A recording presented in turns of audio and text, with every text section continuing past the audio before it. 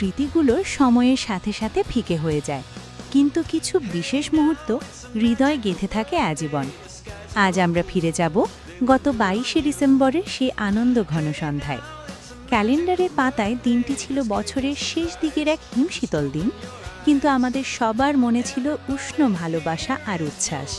কারণ দিনটি ছিল আরাত্রিকা বড়ুয়ার জন্মদিন। কেক কাটার দৃশ্য চলাকালীন বক্তব্য। ভিডিওতে দেখলেই বোঝা যাচ্ছে চারপাশের পরিবেশটা কতটা মুখরিত ছিল। বেলুন আর আলোকসজ্জায় ঘেরা ঘরটি যেন আরাত্রিকার হাসিতে আরও বেশি উজ্জ্বল হয়ে উঠেছিল। সবাই মিলে যখন জন্মদিনের গান গাইছিল, তখন সেই মুহূর্তটা ছিল সত্যি দেখার মতো।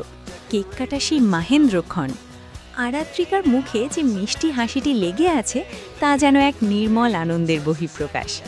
এরপর শুরু হলো ভালোবাসার পালা। ভিডিওতে আপনারা দেখতে পাচ্ছেন এক এক করে সবাই প্রিয় আরাত্রিকাকে কেক খাইয়ে দিচ্ছে। বড়দের আশীর্বাদ আর সমবয়সীদের খুনসুটি, সব মিলিয়ে এক দারুণ মুহূর্ত। এক একজনের কেক খাওয়ানোর ভঙ্গি এক এক রকম, আর তা দেখে হাসির রোল পড়ে যাচ্ছে চারদিকে। হাসাহাসি আর আড্ডার দৃশ্য চলাকালীন এই আনন্দের কোনো সীমা ছিল না। মাঝে মাঝে যখন ক্যামেরা সবার মুখে তাক করা হচ্ছিল, তখন সবার চোখে মুখে ধরা পড়ছিল তৃপ্তির ছাপ।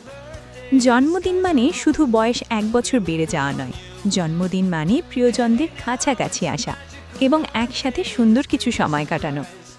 আরাত্রিকা বড়ুয়ার জন্মদিন উপলক্ষে আমাদের এই মিলন মেলা আসলে বন্ধুত্ব আর ভালোবাসার এক অটুট বন্ধন। এখানে প্রতিটি মানুষের উপস্থিতি অনুষ্ঠানটিকে পূর্ণতা দিয়েছে। আমরা সবাই যেন শৈশবে ফিরে গিয়েছিলাম সেই কয়েক ঘন্টার জন্য। হাসাহাসি, সেলফি তোলা আর ছোট ছোট খুনসুটি, এই সব নিয়েই তো জীবন। খাওয়া দাওয়ার দৃশ্য চলাকালীন উৎসবের পূর্ণতা তো আসে খাবারের টেবিলে। আনন্দের আতিশয্য শেষে এবার সবার গন্তব্য সুস্বাদু খাবারের দিকে। ভিডিওর শেষ অংশে আপনারা দেখতে পাচ্ছেন সবাই কত তৃপ্তি সহকারে খাওয়া দাওয়া করছে। জমজমাট আড্ডা, খাবারের স্বাদ যেন দ্বিগুণ বাড়িয়ে দিয়েছিল। খাওয়ার ফাঁকে ফাঁকে হাসাহাসি আর ভবিষ্যৎ পরিকল্পনার গল্পগুলোও বাদ যায়নি।